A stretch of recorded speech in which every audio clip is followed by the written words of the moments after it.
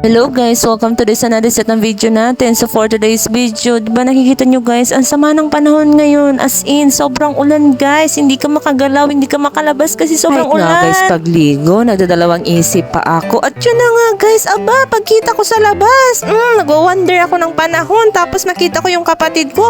Wow, workout. Baka tinawag ko siya. Sabi ko, lumapit ka nga dito. Lumapit naman siya guys, kasi nga masunurin yan sa akin. The power of ate. Uy, ha! At yun na nga guys, sabi ko sa kanya, baka naman yung ginagawa mo? So, hindi nyo ba nakikita? Nag-workout ako, nagpapalakas ako, nagpapaganda ng katawan ko. Sabi ko, hindi mo makita yung panahon na yan. Oo, parang may bagyo na.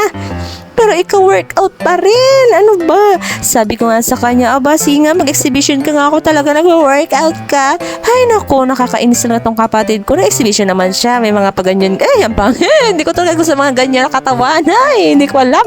Pero sa kanya, asset niya daw yan. At pinaghihirapan niya daw yan araw-araw. Actually, guys, pumupunta yan dati sa gym.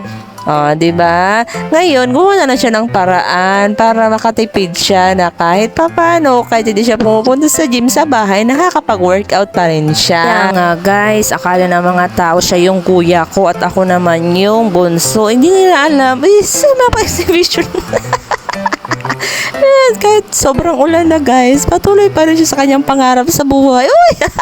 Akala niya artista siya dyan. Ay, ang dami niyang alam sa buhay. At yun na nga guys, akala ng mga tao talaga, ako yung bunso, siya yung kuya. Isang sitwasyon nga guys, pumunta kami sa family namin. Tapos may ibang mga tao na pumunta din. Tinanong kaming dalawa kung boyfriend ko daw siya. Dami niya alam sa buhay, di ba? At minsan din kapag pumupunta kami ng Sorsogon, syempre dahil close mo na rin, parang humahawa ka rin sa kanyang braso, nagagalit siya. Sabi niya sa akin, wag daw ako masyadong lumapit sa kanya kasi baka mapagkamalan nga kami.